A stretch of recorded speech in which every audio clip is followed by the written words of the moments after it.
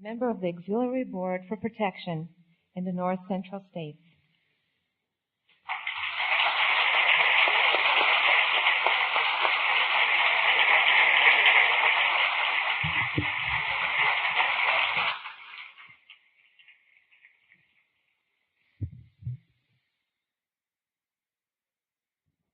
Thank you. This is indeed exciting.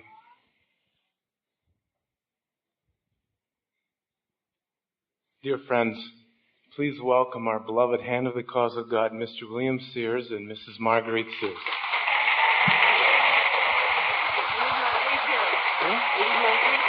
Where do you want me?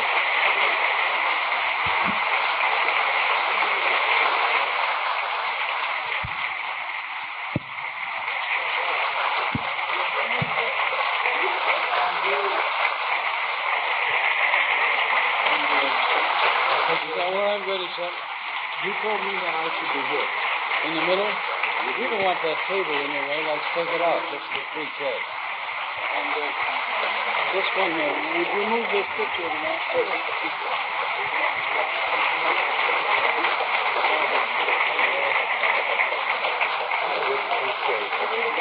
To go into the next kingdom in 3 minutes. Right, let me sit down. All right.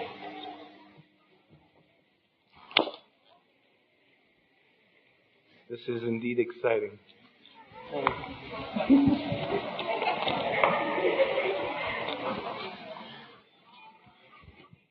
Friends, there are so many stories we're waiting to hear about. But I want to say a couple of things before we begin. One is that many of you know Mr. and Mrs. Sears and have seen them at conferences here in Wisconsin and other places around the United States. And since the Sears have traveled all over the world in hundreds and hundreds of places and met Baha'is, older believers and new believers and so on, all over the world, I've asked them. And all the children in the world today here I met and shook hands with. It was marvelous. Sorry about that.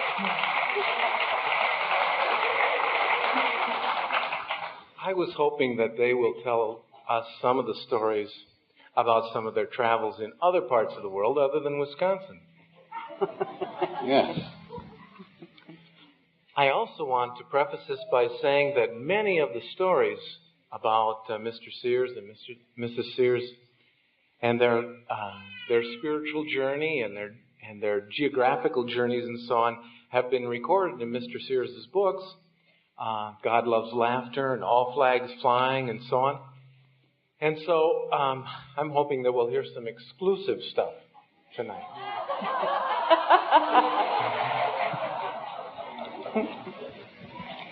And before we begin, I wanted to also mention that Mr. Sears has a new book out that many of you have seen and heard about today, Run to Glory, a wonderful book about a story that took place, or takes place, I should say as fiction goes, in Minnesota. And another book that's coming out, the tapes are already out, about Tokoloshi. He was here at this school. Right, he was all over the grounds and every place. Sorry about that. You know, I think... He was. You know, I think as we love to say, we met so-and-so, we knew so-and-so, we saw so-and-so at a conference. Well, I met Tokoloshi. Yes, and right. in the future, I think... Show the scars. I was shunned by Tokoloshi and loved by Tokoloshi. Well, before we begin, there's one other thing. Speaking of Tokoloshi, the Green Lake Committee has arranged for a little gift for the Sears from the whole conference. Isn't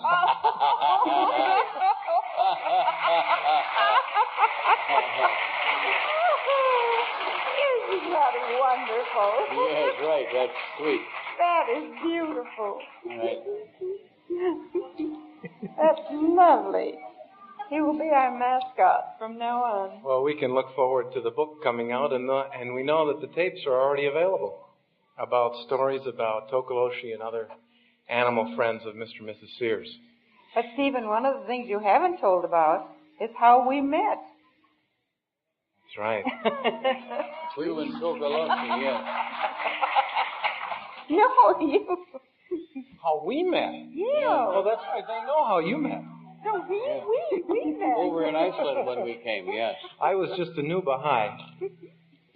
I won't take much time about this. In fact, Take all the time you want. You know, I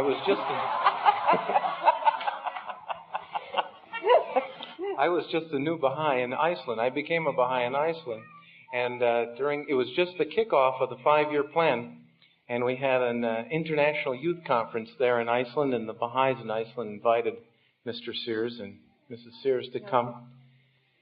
Well, Mr. Sears and Mrs. Sears accompanied. Yes. It was a wonderful treat for all the Baha'is in Iceland, and I was assigned to meet the Sears at the airport and drive them around to their hotel and show them a little bit around Iceland. And I also, on the way to the airport, I picked up a program for the conference because I thought, as a treat, I'll just show them the program ahead of time before the conference. And as I was sitting in the car waiting for the Sears to arrive, I was reading over the program and noticed that I was on the program.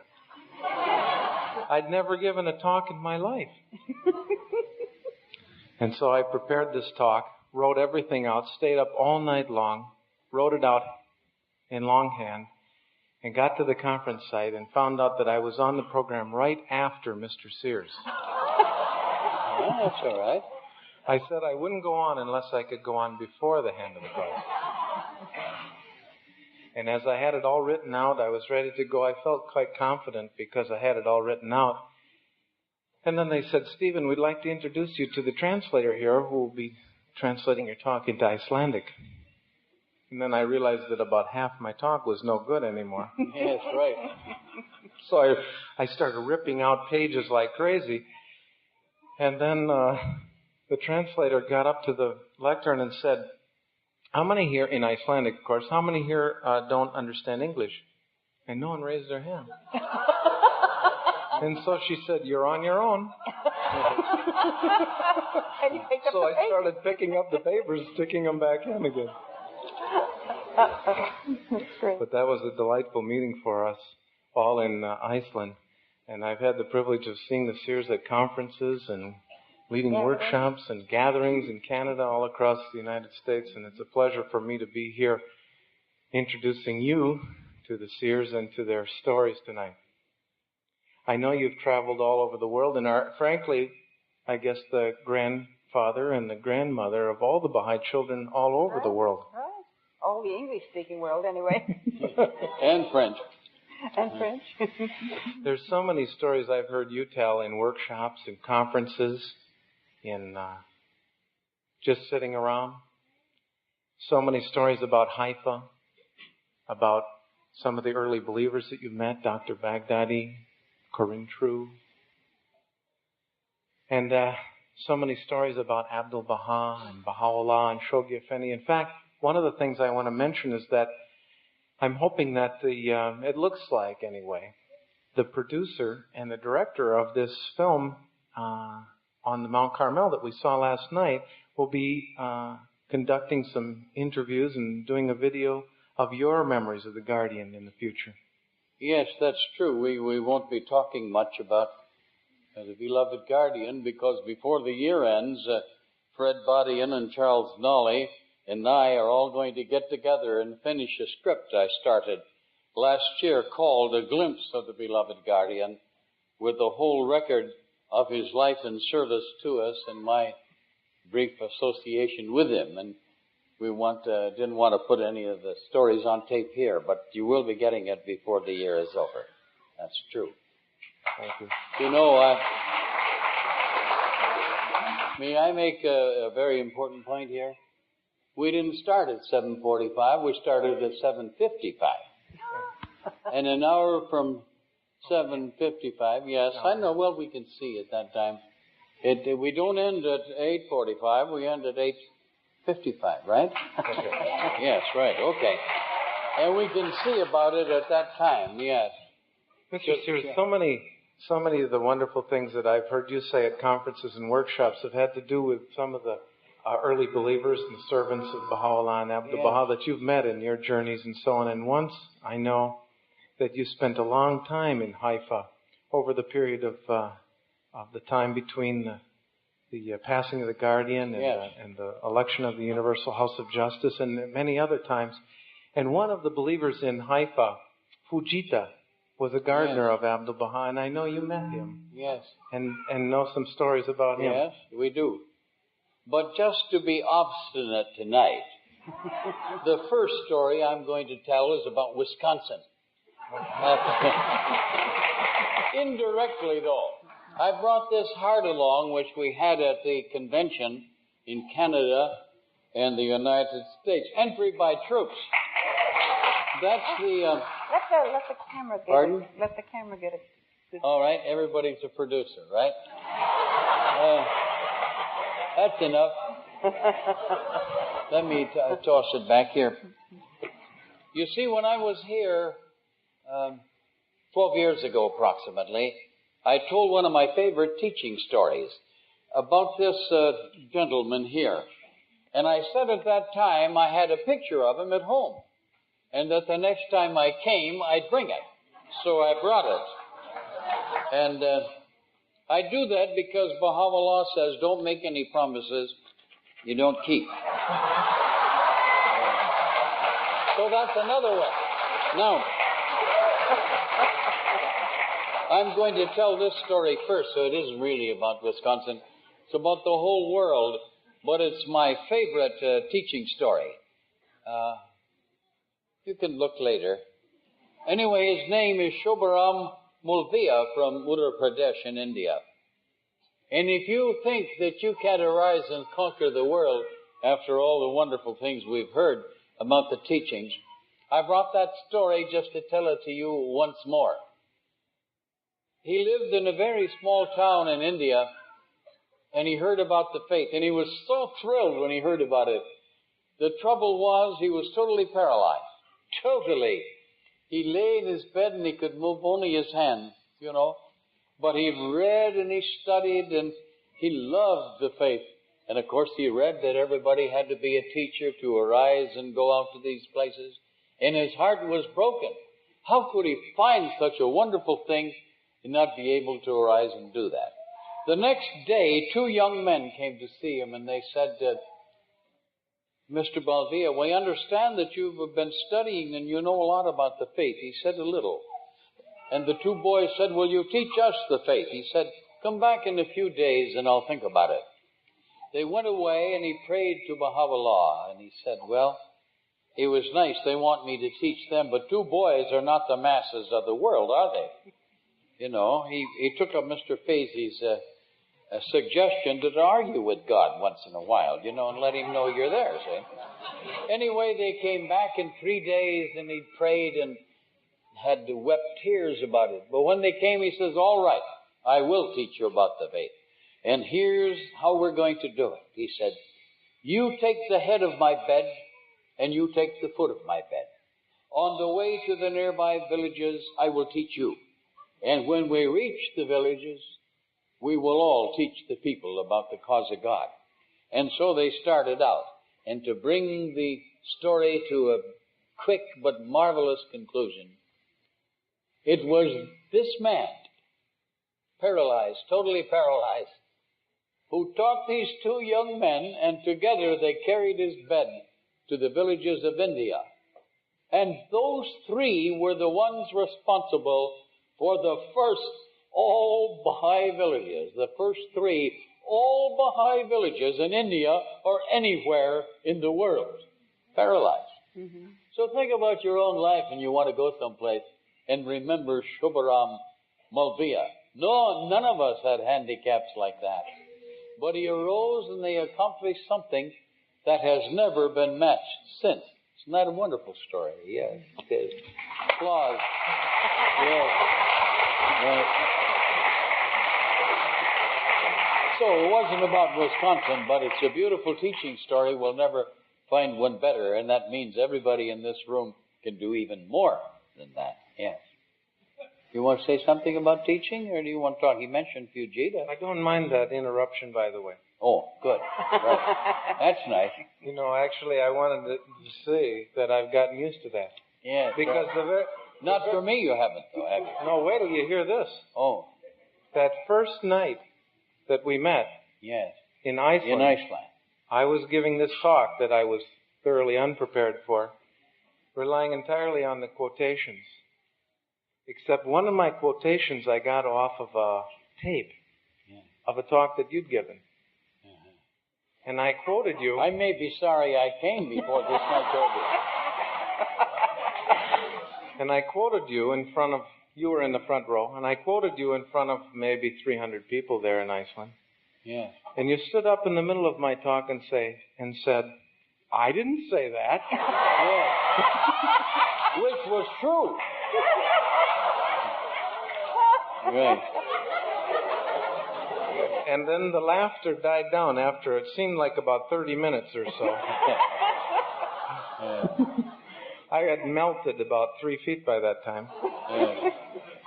And then you explained that actually you had said it, but the Guardian said it first. Yes, he said everything first that I said.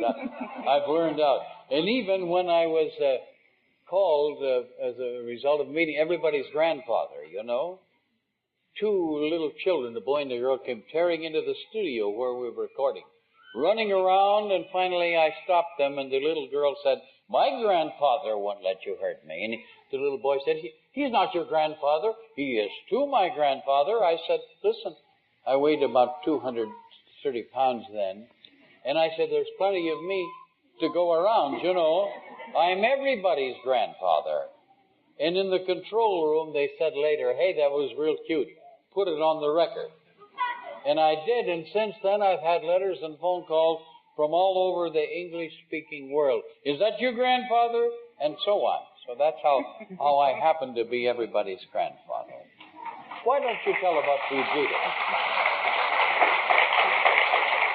Right. You want me to tell about Fujita? Yes, you knew him very well.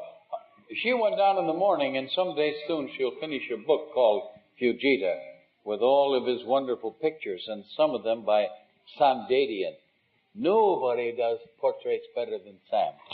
I mean, Karsh is excellent, true, but Sam, he is something special. Anyway.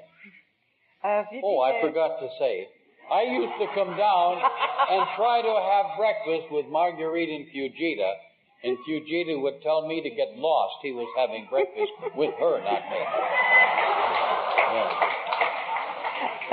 We were the 2 earliest risers in the Holy Land at that particular time. And so he would tell me stories during breakfast, which made it a very charming time. But he told us about meeting Abdu'l-Baha. I believe it was in Cleveland. He heard about Abdu'l-Baha. He was here from Japan, and he was at the university, and he was also very tiny. I think he was something like 4'11", standing on tiptoe. And so he climbed a telephone pole, and he was standing way up there watching Abdu'l-Baha. And Abdu'l-Baha looked up at him and saw him and motioned to him to come down. And he had him come to him, and from that moment on, Fujita served Abdu'l-Baha for the rest of his life, and subsequently the beloved guardian. He was such a dear man, and he did such beautiful things in the gardens in the Holy Land. He was just wonderful. One of the things that he told was a very, very interesting story, a very dear story. He never married, and Abdu'l-Baha had told him that he would go to Malakut, and there he would meet his bride. And, Heaven. Pardon? Heaven. Yes, in the next world. And Fujita became very ill. I think he had a brain tumor. Anyway, Mr. Sears and Mr. Frazee took him to the hospital and then had to leave. And they came back, or at least he came back in about 6 months. And Fujita was working in the garden, although they had been told he couldn't possibly live 2 days at the very, very outside. And Fujita told him the story when he was in the garden. He said he was in the hospital, and in practically a coma. And he saw this wonderful pathway that led to a great light by a doorway, and Abdu'l-Baha standing in the doorway. And he was so thrilled to see the Master again. And so he ran as fast as he could down this pathway. And as he approached Abdu'l-Baha, he was sure that this bright light standing alongside of him was Baha'u'llah. But as he approached the doorway, Abdu'l-Baha turned to him and in a very fierce look said, "What are you doing here? It's too soon." And he woke up the next morning, his temperature was gone, he was well, and he was back in the gardens in just a couple of days. He turned around, he said, and ran as fast as his legs could carry him away from Abdu'l-Baha because he didn't want the Master to scold him. My favorite story about Fujita took place in Salt Lake City, probably because that's where I became a Baha'i. But it showed the wisdom and delight and humor of the Master. It was covered wagon days, and in Salt Lake City, that's a big celebration. Everybody dresses in Western garb, and they have horses and buggies. And State Street has water running down each curb from the streams in the mountains. All summer long it does in Salt Lake City. And there were about 34 bands in the parade. And the Master was way up on the top of State Street. And he had a very important meeting at a hotel down State Street, about 9 blocks. And it was so late, some of the Baha'is, as they do, they worry. They were looking at the watch and they could see there was no way for the Master to go get to that meeting. And it was with several important people in the city. And so they were trying to think of something to do, not Abdu'l-Baha. He wasn't even paying any attention to the time. And the bands were going down, da-da-da-da-da-da-da-da, and all. He looked at it, and finally he turned to his retinue of Persians and Fujita, the smallest at the end. And like when he was up by the lamppost, Abdu'l-Baha beckoned to all of them and said, "Follow me." He turned around, he walked out into the middle of State Street between 2 of the bands, turned to the right, and here was this long line, the beloved Master looking so distinguished, and all of them coming down to Fujita at the end. And as the bands played, the Master became part of the parade. And he marched all the way down State Street till he came to the other hotel, and he said to them to follow him. He marched out of State Street and in just in time for his very famous meeting at the other hotel. Yes.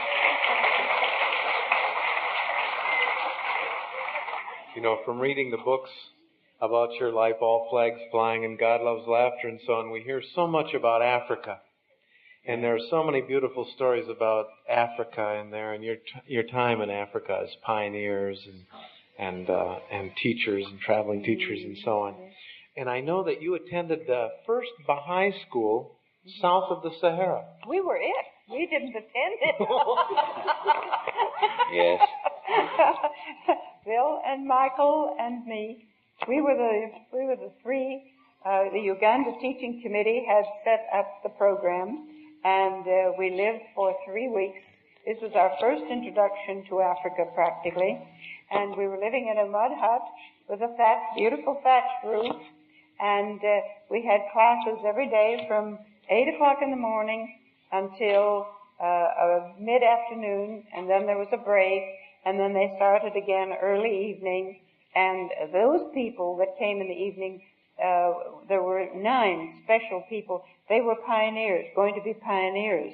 And so we had special classes for them. And the rest of the people could come, but they couldn't talk at that time. It was just for those 9. But one of the translators was a very wonderful man. His name was Oule. And Oule used to disappear every afternoon. And we didn't know what happened to him. Not that it made any difference, because we had several translators and we didn't especially need him. But we wondered where he would go. And we learned that his wife was ill and that he would go off to see her and visit her in the afternoon.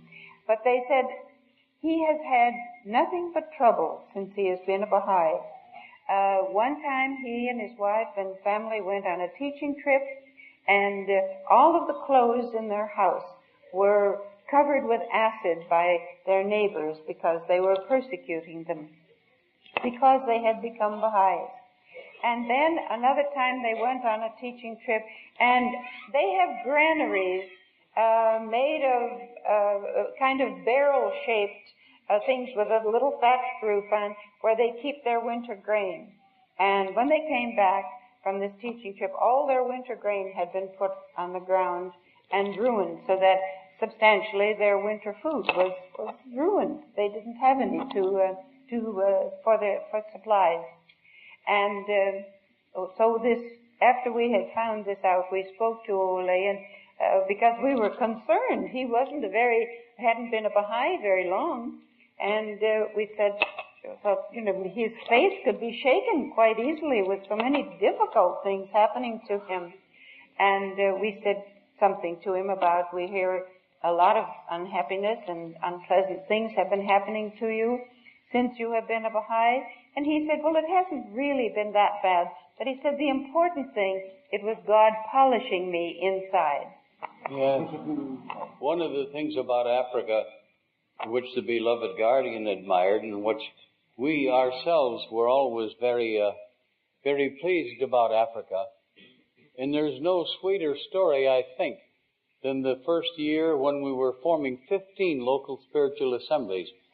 We heard from the beloved guardian that we were going to have a national spiritual assembly.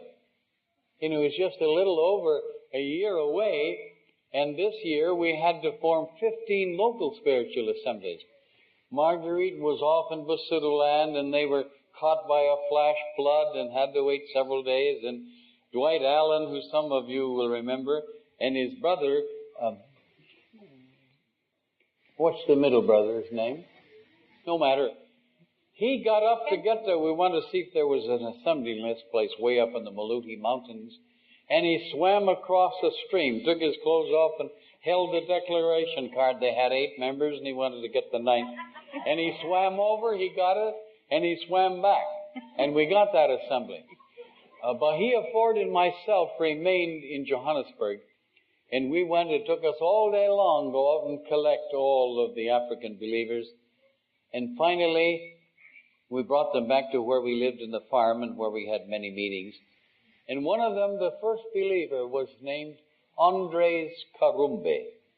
Such a sweet soul. And this tells you what they're like, really. And that was their first election. And I was standing behind Andres, watching him. I noticed he'd written down, there were 9 names, right? First name was Andres Karumbe. Oh, that's all right. You can vote for yourself. The second name was Andres Karumbe. The third and the fourth and the fifth, all Andres Karumbe. I went to Bahia and I said, we may have a problem here. And I told her what it was. Well, she said, go in and keep your eye on him. And I stood behind there until he got down to the 9th one, Andres Karumbe. 9 of them on there. So I asked him to step out on the porch for a moment. And I said, Andres, you know about the voting for the local assembly. Oh, yes, he said. I studied it carefully. Had it all read to me and everything. And I said, but you have 9 Andres Karumbes on there. Well, he said, you have to have 9 names, no more, no less. Yes, I said, but all Andres Karumbe. Oh, he said, well, what you have to know is that none of these 9 Andres Karumbes is this Andres Karumbe. He's not worthy to be on there at all. But I said, why 9 Andres Karumbe? Well, he said, I'm a very ignorant man and illiterate, and that's the only name I know. That's all I can write, but watch. And he told me, he says, you see this Andres Karumbe? That's Mr. Mavuli over there. And this, he said, this Andres Karumbe is Mrs. DeParty. He said, all of these Andres Karumbes are wonderful people and will serve the cause of God. But he said, this Andres Karumbe is not on there and probably never will be on there. But that's all I can write, the best that it is. And it was wonderful. And of course, all of them.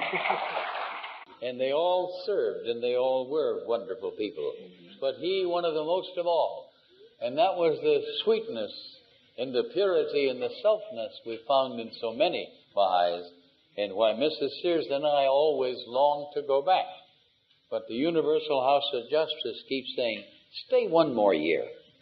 See if you can help with the vast increase in the number of new believers. Isn't that sweet story? Mr. Sears, wasn't it that, Andreas, that you talked about that he had some trouble one time? He was mugged or something? Yes, right. You tell that story. That's wonderful, Marguerite. In the townships where they lived. Yeah, tell. Every Friday night, usually the people are paid once a week on Friday, and when they come back to their townships, the totsis, which are the crooks, come after them and beat them up, take their money away from them, and frequently kill them. And this happened to Andres as he was coming home one Friday. We saw him the following week, and he was telling us the story. And he said, oh, they were very, very bad, and they held his knife right at his throat. And they took all of his clothes except his underpants. He had nothing left, none of his money, none of his clothes, nothing was left to him. And he had to go home like that. And he said, I kept saying, Baha'u'llah, Baha'u'llah, Baha'u'llah, Baha'u'llah. And they have an idea that if a person is insane, it is very, very bad for them to kill them. So that has saved his life, because they thought he was just babbling. And so one of the other African friends was sitting there while he was telling the story, and they said, why didn't you say, Ya Baha'u'llah? That's a call for help. And if you had said that, maybe they wouldn't have hurt you so much. He said, well, I don't know, but probably if I had known that, which I didn't know, but if I had known that, maybe I could have saved my shoes. That would have been terrible. Yes, that's really very sweet. One of the reminiscences, this is about the Holy Land, and we weren't going to, this is not about the beloved guardian, though. But one of the sweetest stories that we have in all of our writings is about the Holy Land. It's about Baha'u'llah and Abdul-Baha in the Rizwan Garden. You've been on pilgrimage, you remember the little house where Baha'u'llah used to stay over there, and over here was the fountain splashing and gurgling. And Abdul-Baha and Baha'u'llah loved the children very deeply, and were so kind to them always. A lesson for us, if they can spend the time with the children, certainly we could too. Baha'u'llah used to send to Beirut and have beautiful goods and materials brought to the Rizwan Garden, to the house. And then he would call the granddaughters and the children in and have them look over the material and decide which one they liked best. And then they would cut it into a pattern, and Baha'u'llah would see that the ladies of the house sewed it into beautiful garments. And when they came with these materials, it was really excited. And very often they would bring sweets. When Baha'u'llah saw the sweets, he would tell them, hide those sweets over there, out of the way, so Abdul-Baha can't find them. He said, if the master finds them, I'll give them all away to the poor, and we won't have any sweets, right? And so they would hide them away. And then one day he would say to them, tomorrow, put on your prettiest frock, because we're all going together to a picnic in the Rizwan Garden. Imagine those children going to a picnic with the King of Kings and the Lord of Hosts in the Rizwan Garden.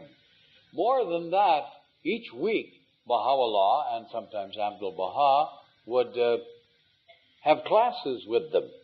And he would teach them about Moses, Baha'u'llah would, and about Christ and Krishna, and all the messengers of God and what they did in the world. Now think about that for a moment. Here are these children being taught progressive revelation by Baha'u'llah, the promise of all ages, the one whom all the messengers of God had foretold in their hearing about that. And one time, Abdu'l-Baha, who was always, when he was littler, going to parties, he went to the shepherds. They invited him to come to their big party. There's a name they have for this festival at the time, not the shearing, but some other time. And then when it was over, the master had a wonderful time, and the chief shepherd who had brought him there, he says, now you'll have to give a gift to the shepherds. And Abdu'l-Baha says, I don't have any gift to give. Well, he said, you'll have to do that. It's customary. So Abdu'l-Baha wasn't to be lost on this whole thing, so he gave the shepherds Baha'u'llah's sheep.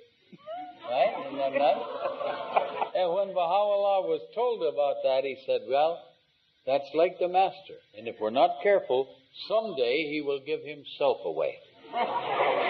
And of course, that's what he did, didn't he? All the days of his life. But think of that. Picnic in the gardens, progressive revelation with the master and with Baha'u'llah, the King of Kings and the Lord of Hosts and the oneness of all the prophets of God. And if they remembered the children in that way, certainly that's something we should do. And Abdu'l-Baha writes in selections from the writings of Abdu'l-Baha and says, the greatest gift that any human being can give to God, the greatest service he can render to Almighty God, is to educate the children. And I think that's where we should really, what we should study and remember that. Thank you. Mrs. Sears, there was...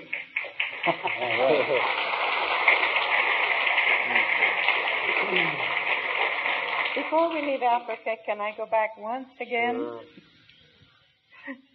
This same Ole, who was our translator. Mrs. Sears, he was appointed the counselor, member of the Continental Board of Counselors later on. Yes, he was until this very last term. He was a very wonderful counselor. But the Uganda Teaching Committee, he was on that early teaching committee. And they were having a meeting, but it was about 20 miles away from his home.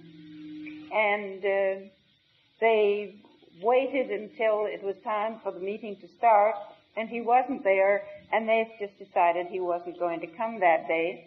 And so they began the meeting. And in a few minutes, he came huffing and puffing in on a bicycle. And he said, I missed the bus, and I'm very sorry to be late, but now I am here. And in Western fashions, I suppose, they said, well, you know, you wouldn't have had to come today. You could have stayed home and not made such an effort, because he had to borrow a bicycle and ride all of that distance. And, he said no, because you will be discussing my area, and you don't know it that well, and I'm sure that I would be able to make suggestions that would be of help to you in your consultation about the people who are in my neighborhood. But besides that, he said, this is not the important thing. The important thing is that I could stay home and love Baha'u'llah, but I could not stay home and serve Baha'u'llah. Very sweet.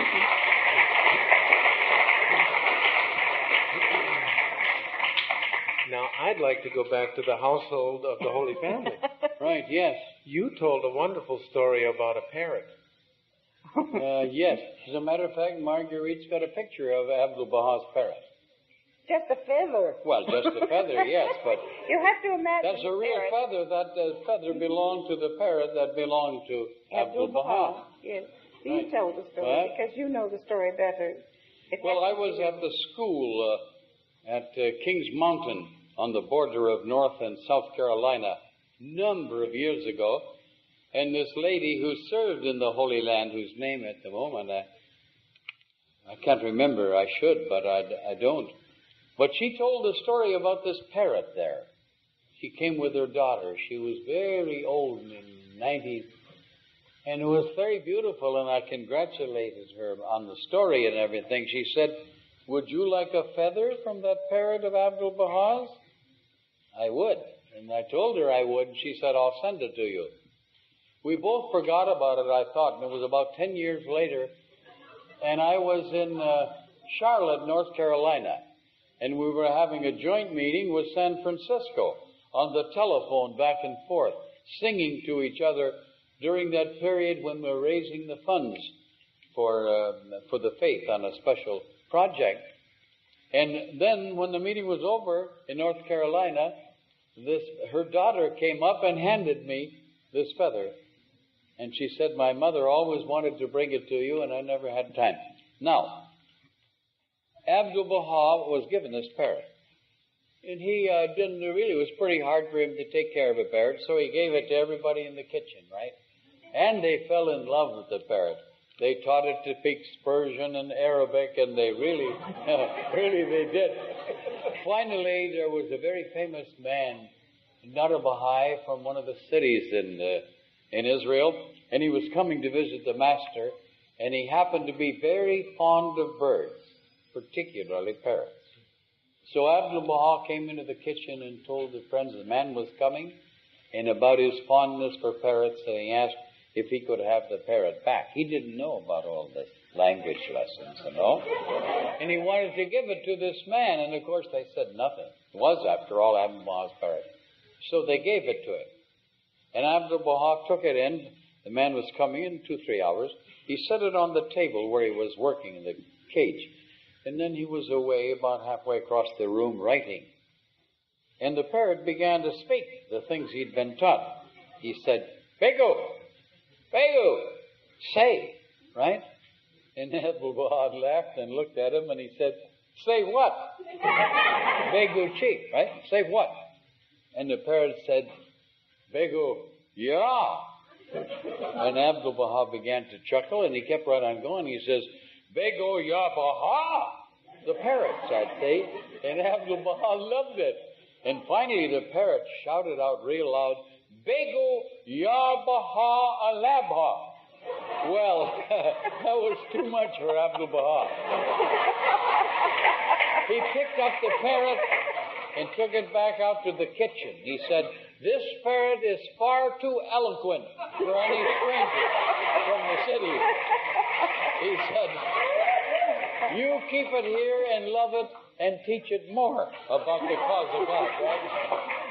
And of course, the tears were coming down their cheeks. They were so thrilled to get the parrot back. And Abdu'l-Baha said that the parrot had saved its life with its own tongue. I loved it.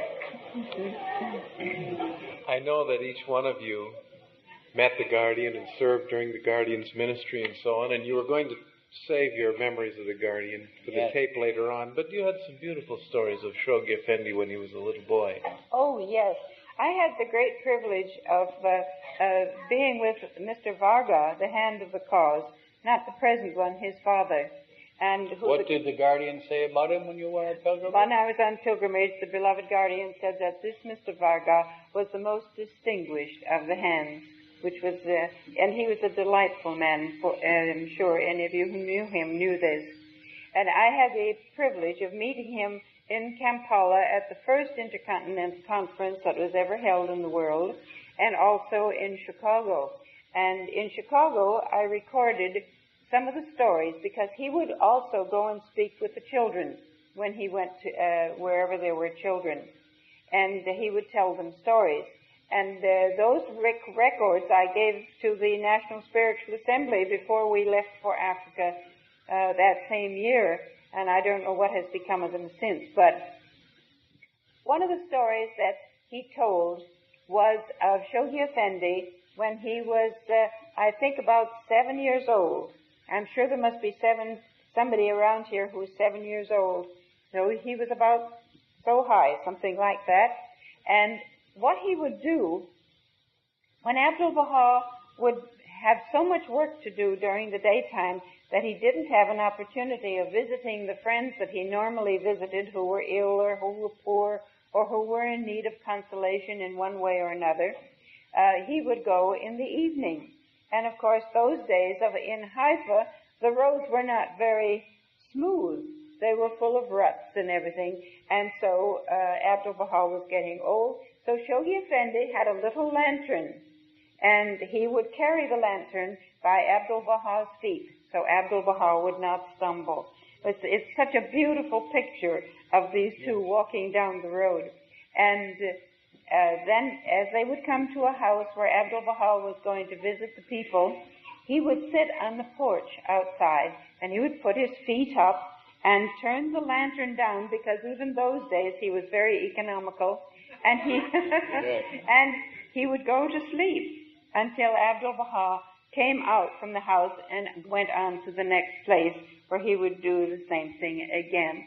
But isn't that a lovely picture of the guardian, the future guardian, guiding the footsteps of Abdu'l-Baha, and Abdu'l-Baha teaching him and training him at the same time? And he taught him to chant. Tell them about that. Yes. When he was very small. When he was very small, Abdu'l-Baha told him he wanted to hear him chant, so that no matter where in the house he was, he would hear him chant. And then Abdu'l-Baha, he would say from way down in the garden, And then Abdu'l-Baha went, I think it was to Beirut, and the family had to write to him and said, please, write to Shoghi Effendi and tell him not to chant so loud you can hear him in Beirut. Yes. That's what he was trying to do the for whole the master. family can't stand it. I was thinking about something you said earlier reminded me of. In the early days, long ago, it's a reminiscence about Alaska. And they were having trying to have the first big campaign of teaching. And the city, I think it was Anchorage, wasn't it? I think so. Anyway, they were having, without the Baha'is, so they were not interested in helping. It was a long time ago. The faith was just getting started. And the Metropolitan Opera was having a big meeting in Anchorage, and the Baha'is wanted to be a part of it, but they wouldn't invite them to be a part of it. And Jan Pierce, a very famous singer you probably all know, was coming. And the whole city was excited about it. And the Baha'is. And for a long time before that particular meeting, they'd been trying to decide whom they should write to and invite to come and help them with their own campaign. The name of Billy DeForge came up repeatedly, and they'd all say, no, he's a wonderful man and a great speaker, but he's not for Alaska, not here at this particular time in Alaska. So they didn't invite him. But everybody they invited couldn't come. They'd been going on for several months. And finally, toward the end, it looked like if they wanted anybody, it was going to have to be Billy DeForge.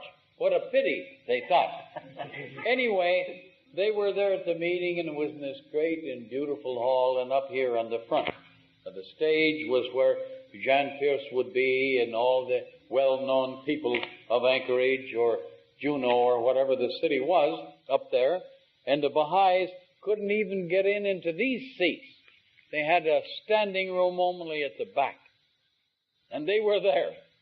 This is to show you what Baha'u'llah does when you arise.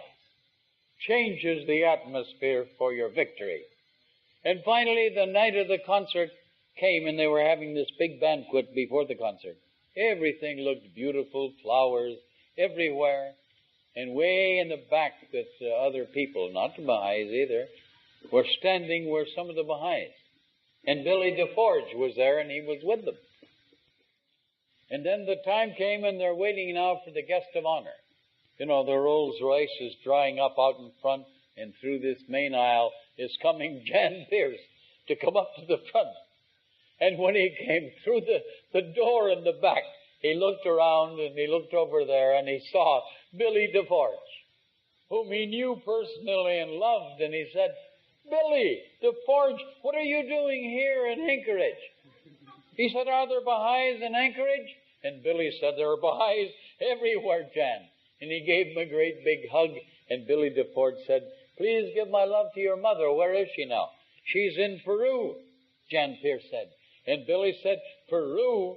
Why, we have a National Spiritual Assembly in Peru. You mean there's Baha'is in Peru? They're everywhere, Jan, he told him.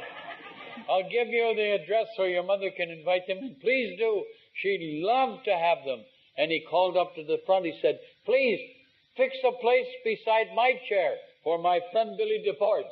I want him on the front platform with me. He's a great and well-known Baha'i all over the world. And while they were fixing the place, he turned around, hugged Billy again, and he said, tell the Baha'is everywhere to spread the word, spread the word, spread the word. And he said, I can see they're doing it. But that's the way Baha'u'llah does it too. Yes.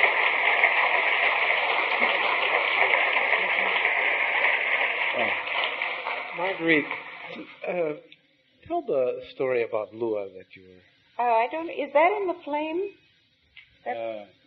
Probably.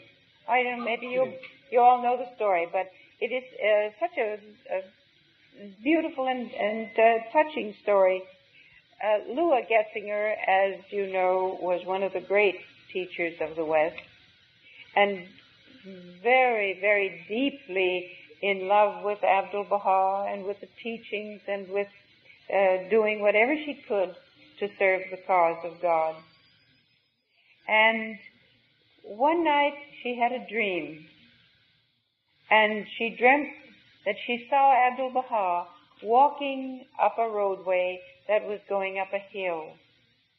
And behind him came all of these people, and they were crippled, they were blind, they were deaf, they were just sort of the dregs of the earth.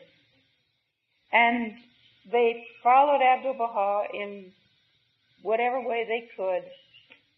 And Lua went up to Abdu'l-Baha and she said, dear Abdu'l-Baha, what are you doing with all of these people? And Abdu'l-Baha looked at her and he said, Lua, they're the best that I can get. Yes. And that's what we all are in one way or another, to the old world. Deaf to what happened to the old world, blind. But we will change the world. There is no question about it from all that is happening. It says in our writings that one soul can set an entire country ablaze. One soul can open up a new territory, can bring in large numbers of people. One soul. That means any one of us, too. So it's wonderful and exciting. I hope to talk a little more about that on Sunday. Yes, this is an orange blossom. I was at the World Convention, and this is from Bangladesh, an orange blossom from the tree in Bangladesh. Given to me.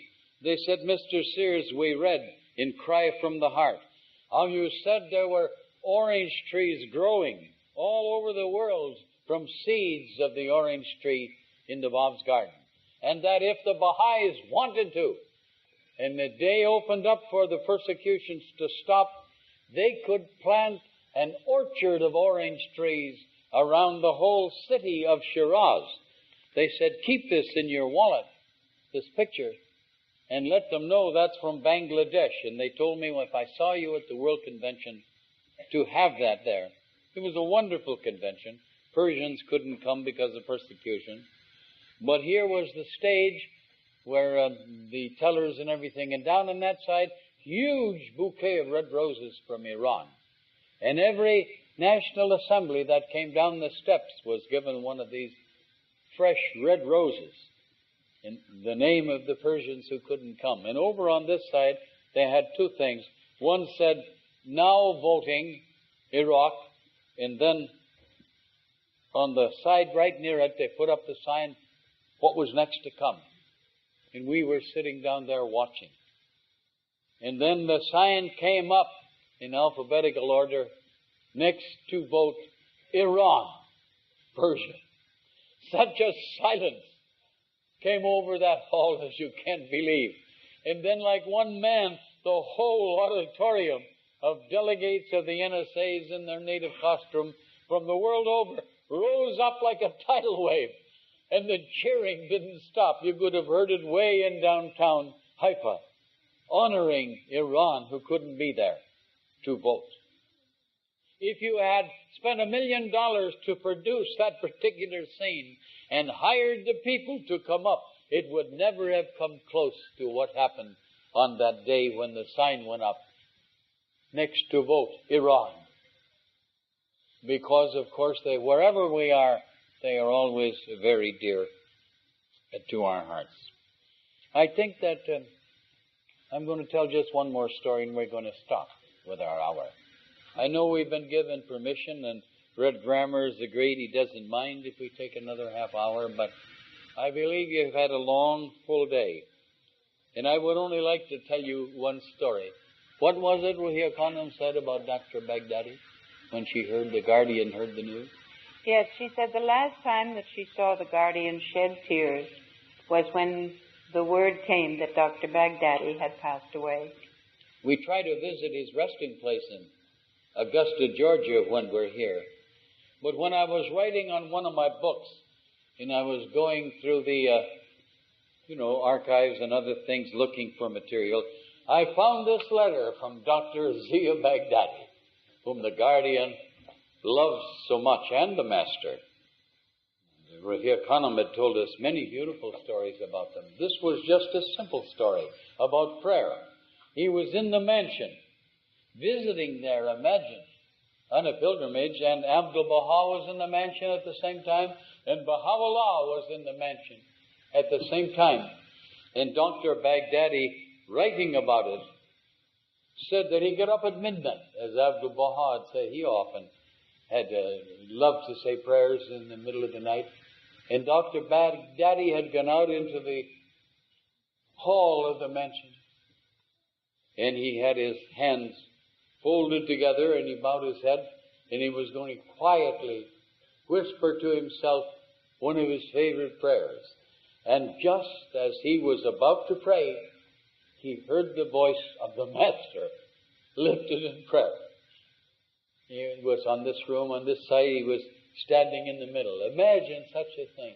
His heart was so touched, he said, that he could do nothing but stand there and watch the tears come down his cheeks, because the Master had told him just a short time before that if it weren't for the prayers, his heart and soul would have melted because of all the suffering and troubles that were coming from all parts of the world. But that the prayers were his source of life and sustenance. So he listened until the end and stood there silent for quite a long period of time. He was about to raise his voice in prayer again when he heard the voice of Baha'u'llah, the Blessed Beauty, raised in prayer. Imagine standing there between the rooms of Abdul-Baha and Baha'u'llah, King of Kings, Lord of Hosts, Glory of God. And he listened again through and thought, what a blessing it was for him to be there. Quietly to himself, when Baha'u'llah finished, Dr. Baghdadi finished his own prayer silently to himself and went back to his room and said in the lower part of his letter, I can't remember it now, that all the days of his life he would never forget the moment when he was blessed to hear the Blessed Master chant his prayers and the Blessed Beauty, Baha'u'llah. What a wonderful thing. And how all of us would be envious to have that happen. Beloved friends, that's the craziest looking dog, I've ever seen. It's beautiful. Yes, a few more minutes. Yes, I will, yes. I want to say about Stephen. You relax. Right? I was a hand of the cause of God, still am, but about the time when the hands and the auxiliary board members were linked together, you will remember well. They were our assistants, our helpers, and their chief deputies. Wherever I was in the world at conferences, whatever I was doing or at NSA meetings, wherever this auxiliary board member was present, he always went out of his way to help me, to see that whatever it was I needed, that I received it. And I remember him with tender love as the best helper, assistant, and deputy that I ever had in my life as a hand of the cause.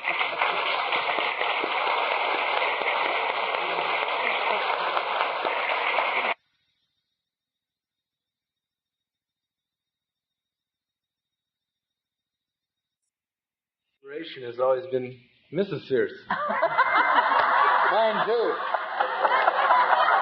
Yeah.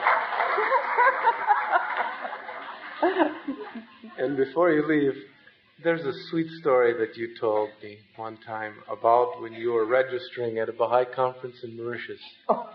Please tell that one. The very last one. The representative of the Universal House of Justice to the Mauritius conference. Well, we went about a week early because there were radio programs and television programs that were being done and all kinds of things. And Mr. Quigley was with us when we were there. As a matter of fact, we went directly from Persia to South Africa to Mauritius. And we were traveling tourist class, and Mr. Quigley was traveling first class. In fact, the only person in first class. So we were sitting in the seats just at the end so we could talk between first class and tourist class. And we had clothing for three seasons with us because we had been traveling for months and months and months. Cold weather, warm weather, etc. And I had bought a few things in Persia, including baskets and a few other things. She would bargain with the man at the counter, the Persian one, and I'd say, that's all right, the price is right, pay it. Say, you keep out of this. She has a fair spirit. Let her bargain. Anyway, since we were there several days ahead of time, I went down to register for the conference because they had the registry open the entire few days before the conference. So there were many, many, many people coming from all over the world. And the girl who was at the desk registering people, I didn't know and she didn't know me. And she had this row of ribbons. There was one color for a hand of the cause, and one color for National Spiritual Assembly members, and one color for counselors, and one color for auxiliary board members. And then down here was a color that was for anybody. So, anybody else, that is. And I put my name down, and I registered, and I handed in my slip, and she said, what are you? And I said, I'm nothing. And she said, well, she said, you must be something. I said, no, actually, I'm nothing. She said, well, I know you're not a hand, and I don't think you're a counselor, but are you an NSA member? And I said, no. And I said, are you an auxiliary board member? I said, no. And she said, well, what are you? And I said, well, I'm a wife of the hand of the cause. She said, but that's nothing.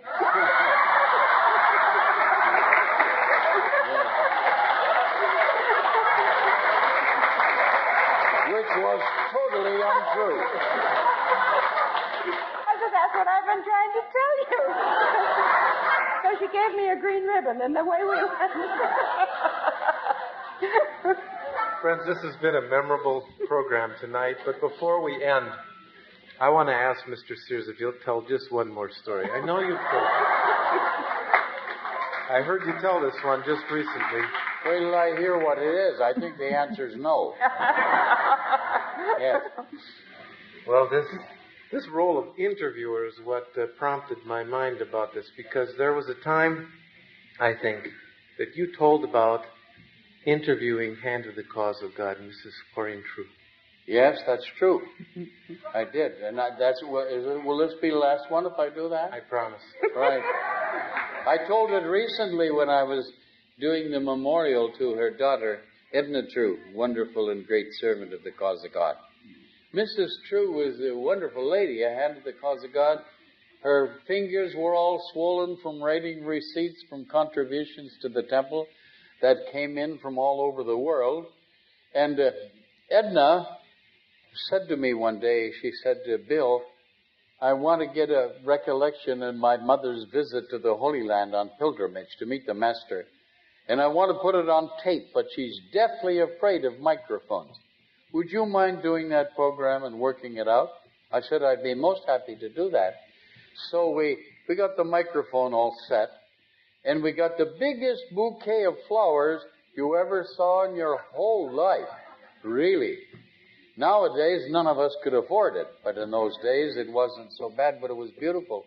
And very skillfully, we hid the microphone in the bouquet of flowers. And we thought that her mother would pay no attention to it. So we started the interview. It was going along very well. It was in two parts. We broke for lunch. We did the second half in the afternoon. And when I came back in the afternoon, Mrs. True was sitting here, Edna was sitting there, and Mrs. True looked at me, Corinne True, and she said, Bill, I said, yes. She says, you know, you don't have to hide that microphone from me. She said, it doesn't make me nervous unless it makes you nervous, right? And so we took it out, and we did the interview with her, and it was very beautiful. And she told a story about going on pilgrimage. All of the friends had presents to take with her. Take to the master with names for the children, just endless suitcases and things. But one thing that they wanted her to take along, and she didn't want to take, was a list of names, a scroll of the people in Wilmette and Chicago who wanted to build a temple on that spot there in Wilmette. And she said, I can't do that. She said, I can't possibly take a thing like that and give it to Abdu'l-Baha. She says, who am I to do that? She refused. Well, her own assembly outvoted her, and everybody else at the meeting where they were doing this outvoted her. She was the only one against it. And so finally she succumbed to the pressure and said, I'm only doing it for love. I don't know how I'll do it. I'll try to find a way, but I'm sure it's the wrong thing, and the master won't be interested in that, especially from me. She took it along with everything else. And the first night, when after dinner she was going to meet the master, in the room, she had all of these things out there, all of the gifts from all of the people, you know, really all over the place, and she was holding in her hand that blasted scroll. She didn't know what to do with it, and then she heard the sound of footsteps, and she knew that was the master coming. And she was becoming terrified. And just as the door was opening, she hid it behind her back, where maybe he wouldn't find it and she'd think of something to do with it later. The master came in and greeted her and kept moving forward, never stopped. Went up to her, reached behind her back and took the scroll, held it aloft and said, Mashrak al-Azkar. That is the important thing. And then he went on during her stay there to talk about the house of worship and what it meant. And of course, as we know, it became the mother temple. I have stood under the dome and told that story, thinking of all the people I could see. And it has given birth to other Mashrak al-Azkar all over the world. But the master knew, and she was the instrument of winning those victories in so many places. Thank you.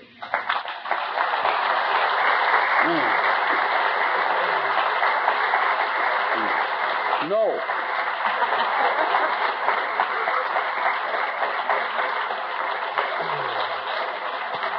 Mr. Sears and Mrs. Sears, on behalf of all of us here at Green Lake, I want to say thank you. And this has been the most delightful, sweetest evening I can remember. It's a pleasure. Thank you. We feel the same way.